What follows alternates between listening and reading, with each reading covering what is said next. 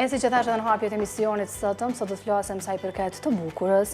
A është bërë e bukura falso, sepse kemi parë komentit shumë të gjatë këtyre ditëve, sidomos kur kemi të bëjmë me rastin që veç e përmenda që ka të bëjmë me Miss Tajlandën, që në prezentimin e saj ajo veç se i ranë dhëmbët, po them kështu.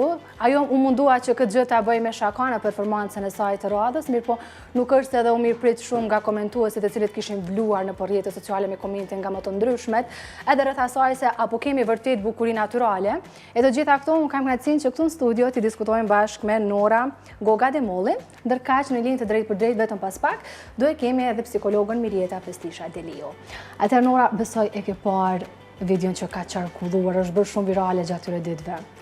Po, e kemi po, si se kemi po.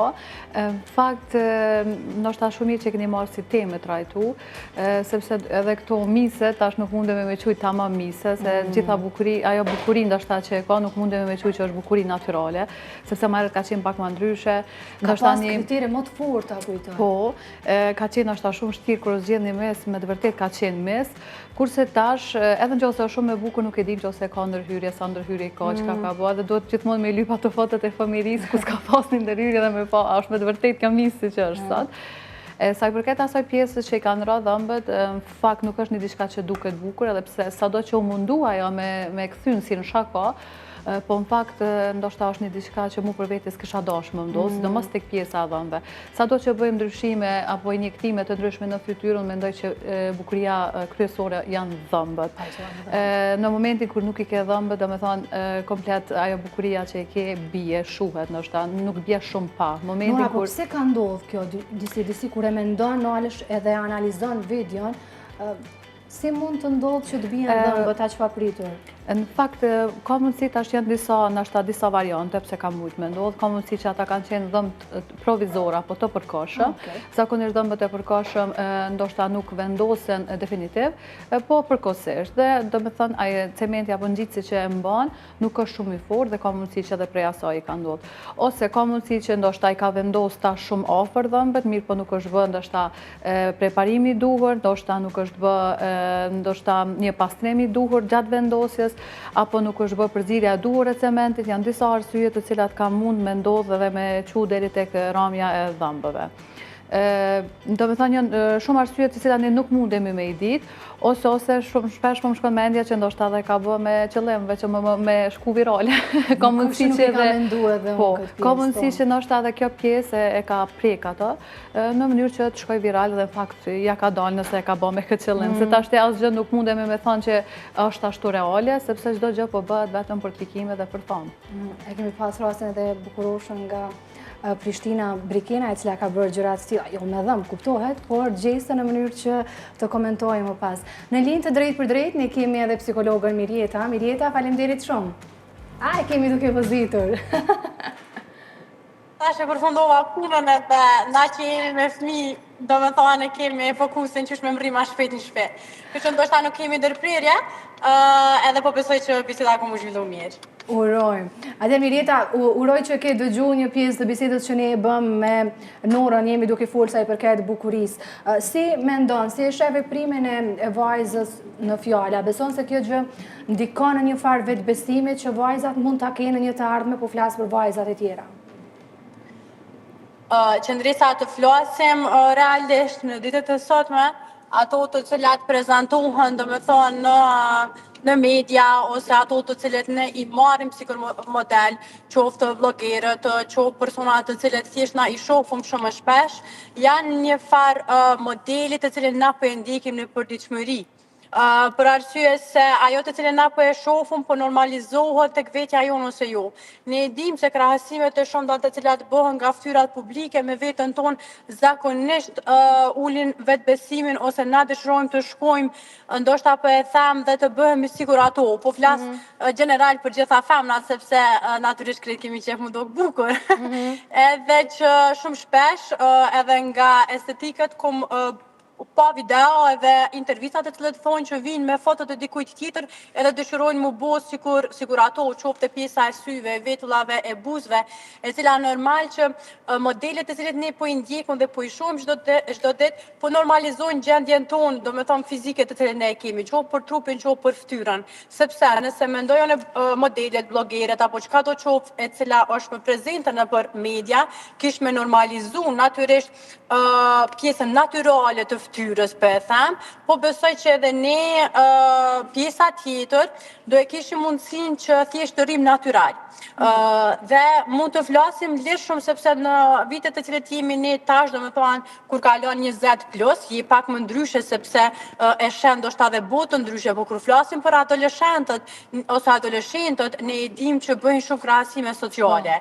Edhe njëri prej shkaqeve ndoshta të uljes së vetvlerësimit, rënies në depresion ose fobi sociale, ankthit social, është edhe krahasimi social të cilin ato e bëjnë me të tjerët.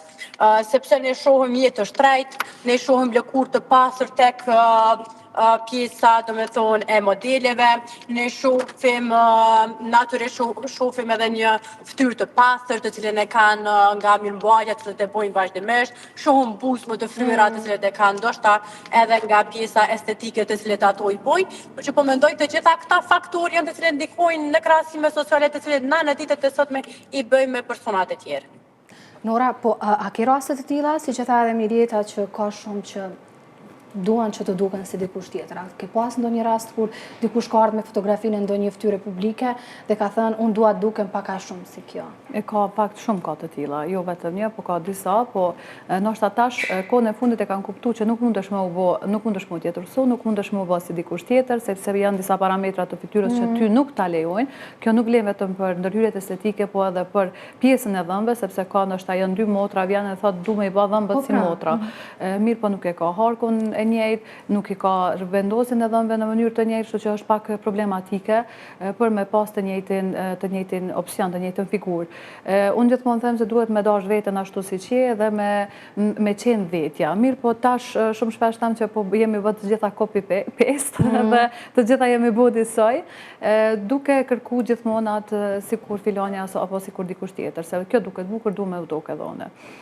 Mirë, po sa i përket fytyrave publike, unë mendoj që ka një ndikim shumë të madh, një impakt shumë të madh tek popullata, sepse për shembull rasti i misit, ne duam të bukurën dhe duam të gjithë me u do bukur, mirë, po ndoshta ata duhet me pas shumë kujdes se çka na ofrojnë neve, çfarë reklame po bëjnë për neve, në qoftë e mirë, qoftë e keqe. Në këtë rast nuk ka qenë shumë e mirë, ka qenë për të keq, mirë, po unë them që duhet me ndodhe edhe këto pjesët e këqija në mënyrë që ndoshta ata persona që janë në të njëjtën gjendje, ndoshta të njihen pak më të relaksuar dhe mos me thonë se kjo gjë më ka ndodhur ato mua.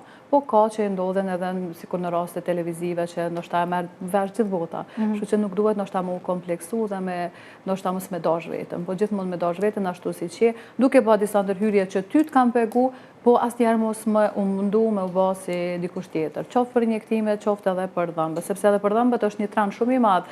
Unë gjithmonë them që dhëmbi natyral nuk duhet ta prekësh në momentin kur është i paprishën, me kthy në atë artificial vetëm për shkak se e ke pa dikën ose së mos të fytyrat publike, sepse është diçka që nuk kthehet më, momentin që preparohet ai dhëmb nuk rritet më, nuk kthehet më siç ka qenë, kështu që veç shkon duke u dobësu dhe duke u zvogluar gjatësia e tij.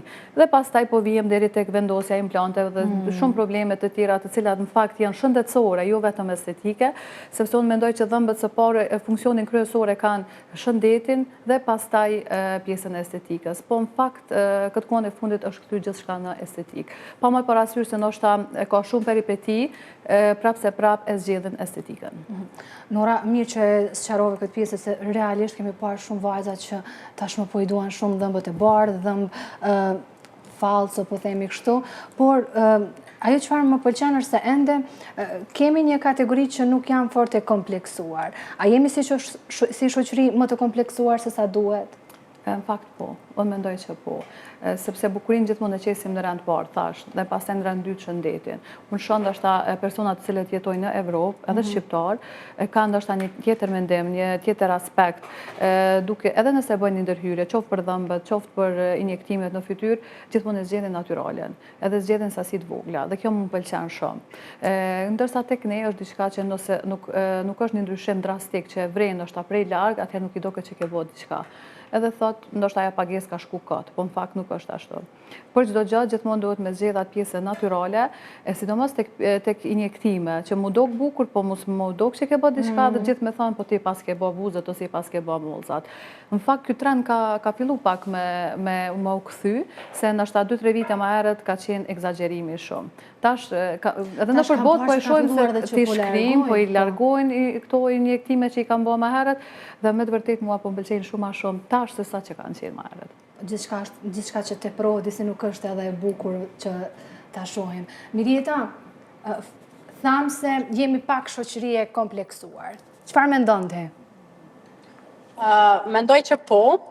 Ndoshta arsyet në fakt mund të mos jem shumë profesionaliste nëse jepi arsyet të cilat janë pse ne nuk e duam vetës siç jemi dhe pse munduhemi gjatë kohës të jemi si dikush tjetër. Këto nuk e kemi në fakt vetëm te pjesa e dukjes, mirë shpesh herë ndoshta një prej arsyeve të cilat mendoj unë është e cila na mbjellet qysh në fëmijërinë e hershme, atëherë kur ne në fakt gjithmonë jemi rritur me krahasime.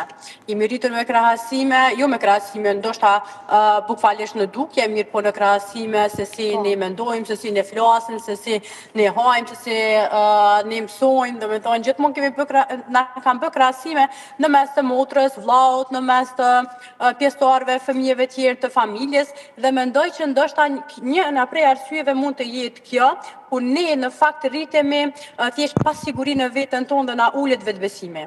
Dhe në momentin që na ulet vetbesimi, ne nuk e pranojmë veten ashtu siç jemi dhe gjithmonë e krahasojmë veten me dikun tjetër. Për këtë arsye, në vitet e fundit psikologët janë shumë kundra krahasimeve, sepse jo vetëm që ndikojnë në uljen e vetbesimit, mirë po dhe kur ti je një i rritur, ndikojnë në shumë faktorë e qysh është pastaj edhe në mospranimin e dukjes tonë të cilën ne e kemi. Mendoj që njëra prej arsyeve mund të jetë kjo dhe kjo duhet të ndryshohet për gjeneratat e ardhshme sepse ne vetëm se i kemi kaluar ato vite dhe mendoj shumë mirë tha edhe Nora se në fakt ne shkojmë në ekstrem dhe nuk e di pse, sepse ne e dim që femrat në Kosovë janë shumë të bukura edhe në mënyrë natyrale dhe nuk e di pse shkojmë deri në ekstreme shumë të mëdha kur dëshirojmë të ndryshojmë natyrisht veten tonë. Unë mendoj që në shumicën e rasteve ndoshta po e them në vende të tjera ku estetika ka filluar qysh më herët, ata njëherë konsultohen edhe me psikologët në mënyrë që këto ndryshime të cilat i bëjnë qoftë në fytyrë, qoftë në trup, thjesht s'pari ta pranojnë vetën dhe këto mos shkojnë në ekstrem, sepse mas një kohe mund të vije deri tek pjesa që ti në fakt nuk e pranon vetën edhe mund pastaj të kesh pasoja tjera psikologjike si thjesht ndoshta edhe mund të vije deri tek depresioni për shkak të mos pranimit të vetës të cilën ti e ke bërë. Dhe unë mendoj që edhe sot çfarë ndryshimi që të bën, qoftë në fytyrë apo kudo qoftë, duhet së pari ta kemi parasysh që natyrisht duhet të konsultohemi me psikologët në mënyrë që na tregoj se cilat mund të jenë pasojat më vonë, se cilat ne mund të kemi nga ndryshimet të cilat neve na vijnë qoftë në fytyrë apo në trup. Nora, unë e di se ti shuhesh se do natyralen, do me të nuk i kur asaj. A ke pas raste kur klientik ose pacienta në këtë rast po e quaj më mirë, ka kërkuar diçka jo fort zakonshme ndoshta, i ka rënë pishman dhe ka ardhur përsëri që ta largoj ose cila ka qenë ajo këshilla. E tha dhe Mirjeta që duhet patjetër që të konsultohemi fillimisht me psikologun, a bëhet një gjë e tillë tek ne? Tek ne nuk bëhet, mirë po nga që e kanë frikë psikologu, nuk e di pse. Psikologu është për njerëz, kështu që duhet me u konsultu. Mirë po në fakt unë gjithmonë e them atë që ne duhet me qenë ata psikologët e parë. Në fakt nuk kam pas raste të tilla, për shkak se gjithmonë kam shku me doza të vogla, edhe kam tregu pacientit që pse nuk duhet me apliku më shumë, pse nuk duhet me qit doza më të mëdha, për shkak domethënë çka ndodhin deformime përmet, apo diçka që nuk mundet me pëlqy, në momentin kur e shoh që pacienti nuk është i bindur që don me apliku diçka, unë asnjëherë nuk e aplikoj, e kthej në shtëpi dhe i them momentin që ti je i bindur 100% atëherë duhet marr. Po gjithmonë me doza të vogla, pikërisht për shkak kësaj që mos marr deri tek arsyeja që ne me shku dhe me shkrit prap, sepse të gjitha ato intervenime, të gjitha ato shpime nuk janë të panevojshme. Kështu që gjithmonë në momentin që ti do më apliku diçka, e fillon me dozat vogla. Pse me dozat vogla? Sepse edhe sytë e tu i mëson me atë ndryshim që ke bërë ti.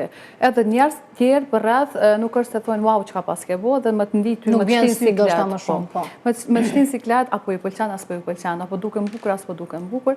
Në momentin kur ti bën doza dhe her pas here bën rikuperime të ndryshme, atëherë nuk ke më ndoshta ka më të pëlqy vetja dhe ke më mësu me atë pjesë. Po jo me pastaj me shku dhe me te kalu dhe me egzageru, sepse duke u mësu syrit, duke par vetën, ndoshta me ato doza gjithmonë duket shumë pak dhe gjithmonë kërkon më shumë e më shumë. Mirë, po ne duhet me qenë ata të cilët i themi stop, kaq më shumë nuk duhet. Ka pacientë që ndoshta ka bë vijat e buzëqeshjes para një viti, mbas një viti kur vjen thotë doktoresh kom marrë me mbush, nuk ja kom bë, sepse kom pa që janë shkrejt në rregull dhe nuk ka nevojë me shtu volume më shumë. Edhe pacienta është kthy. Shumica janë pacient të bindshëm, të cilët besojnë edhe të mirë kuptojnë, po. Ka edhe nga ato që thotë jo unë po du se kështu kam vendosur. Mirë, po unë gjithmonë e paralajmëroj se çka mundet me ndodh. Dhe normal që përgjegjësia bie mbi ta.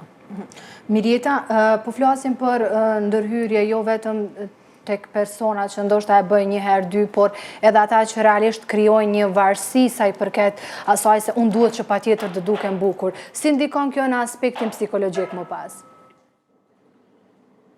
Çdo gjë e cila kalon në varësi natyrisht nuk është e shëndetshme, sidomos tek pjesa e ndërhyrjeve, ata persona të cilët thashë po flas ndoshta edhe për pjesën e atyre të cilët janë pjesë e mediave, edhe atyre të cilët janë artistë, ku dëshirojnë të shkojnë deri tek pjesa e perfeksionit për shkak të paraqitjeve të tyre të shpeshta ndoshta televizive, për shkak të pëlqyeshmërisë që dëshirojnë ta kenë ndaj fansave apo ndaj audiencës në përgjithësi dhe tek këto raste mund të kaloj edhe në varësi natyrisht sepse dëshirojnë gjatë kohës të duken bukur dhe të kenë ndryshime gjatë gjithë kohës në mënyrë ndoshta pak edhe që të jenë virale, ndoshta pak edhe që të jenë të pranueshme në atë mënyrë. Mirë po në kohët e fundit unë e kam pa që përveç mbushjes e cila tash ka fillu pak me pas ramje që nuk po shkojnë deri në ekstrem, unë po e shoh që disa nga fytyrat publike ato po e bojnë në fakt edhe publike që kanë filluar edhe heqjen e fillerave që i kanë pasur më herët dhe kjo natyrisht që përveç atyre që dëshirojnë nga përveç gjendjes tyre psikologjike, cila mendoj që është më rehat kur e shohin veten më pak ndërhyrje dhe më natyrale, kjo ndikon natyrisht edhe tek pjesa tjetër nga ata të cilët i ndjeken, sepse duke i parë ato përmasa, ndoshta pe them edhe të trupit, ato përmasa edhe të fytyrës së cilët i kanë qoftë mozat, buzët, vetullat apo çka do qoftë, ne i bëjmë krahasime dhe ne kur po i bëjmë krahasime pastaj pjesa më e dëmtuar nuk po jetë ajo e cila thjesht e bën intervenimin sepse ne e dimë që artistët edhe kanë pjesën edhe financiare, ndoshta ndonjëherë edhe përmes reklamave, ndonjëherë përmes financimeve të cilët shadione që shikan ato. Mirë po pastaj mbetet pjesa shtresa e mesme të cilët natyrisht dëshirojnë të duken sikur ato, mirë po mund të jetë e kushtueshme, ndoshta një mirëmbajtje, një herë mund të jetë ndoshta në rregull një mbushje e buzëve ose një trajtim i veçantë i fytyrës, mirë po pastaj mirëmbajtja e tyre mund të jetë e kushtueshme që jo gjatë gjithë kohës ndoshta shtresa e mesme mund të ketë kushtet financiare thjesht për të bërë gjatë gjithë kohës këto ndërhyrje. Dhe mendoj që kjo pas një kohë varshmëria të cilën ne e krijojmë, pas një kohë normal që na dëmton edhe nga ana psikologjike, sepse nëse ne në një periudhë ndoshta nuk mund të bëjmë një ndërhyrje të cilën ne më herët e kemi pasur, kjo natyrisht që do të ketë pastaj edhe krahasime të cilët ne i bëjmë në periudha kur persona të tjerë mund edhe të na qesin në pas, se ne jemi dukur më herë dhe se po dukemi tash, ose më herët je dukur shumë e mirë, ndoshta tash diçka po dukesh sikur je lodh, sikur diçka nuk je mirë, dhe të gjitha këto ndikojnë automatikisht edhe në mirëqenien tonë, në produktivitetin tonë, ndoshta edhe në ato se si ne i krijojmë marrëdhëniet me të tjerët. Mirë po unë mendoj që gjithë e cila dëshiron të bëjë ndërhyrje, që e tha edhe doktoresha Nora, duhet të shkojmë në përmasa shumë të vogla, në mënyrë që, okej, ne e dim që gjithë se cili nuk jemi shumë, ndoshta e kemi disa gjëra të cilat dëshirojmë t'i ndryshojmë, mirë po mendoj që ndoshta ruajtja e kësaj pjesës natyrale kish me qenë e mirë, po e flas ndoshta për çdo shtresë të cilën ne jetojmë në Kosovë, mos më shku në ekstreme, mirë po kish me qenë shumë e shëndetshme, sidomos për ata të cilët i ndjekin këto fytyra publike dhe të flas për pjesën e adoleshencës, pasi që ne e dim që adoleshentët në kohët e sotme po janë më pak të menaxhueshëm, njëna prej arsyeve nga hulumtimet të cilat është bë, është edhe nga ndikimi i rrjeteve sociale dhe nga ndikimi i fytyrave publike të cilët pastaj vetë adoleshentët po dhe ne në përgjithësi po e bëjmë krahasime sociale në mes tyre dhe në mes neve. A ka kërkesa nga adoleshentët për ndërhyrje Nora? Po, pikërisht adoleshentët janë ato të cilat ndoshta bëhen të varura prej asaj që shohin, edhe pas një lloj nevoje vinë dhe kërkojnë ndërhyrje. Normal që nuk i pranojmë, sidomos ato që janë përfundi moshës 18 vjeçare, asnjëherë, po ka të tilla që vinë edhe me prindin. Aty dishat Po, ndalen. ka të tilla që vinë edhe me prindin dhe me lejen e prindit, sepse prindi gjithmonë është ai i cili merakoset për ta dhe thot ma mirë të di ku po e sjelli, çka po bën, sesa ndoshta të bëj diçka pa dieni intime. Ka edhe të tilla, por nuk janë shumë. Ka të tilla të cilat vinë, mirë po mundohemi gjithmonë me i bind, unë së bashku me prindin që mos më apliku.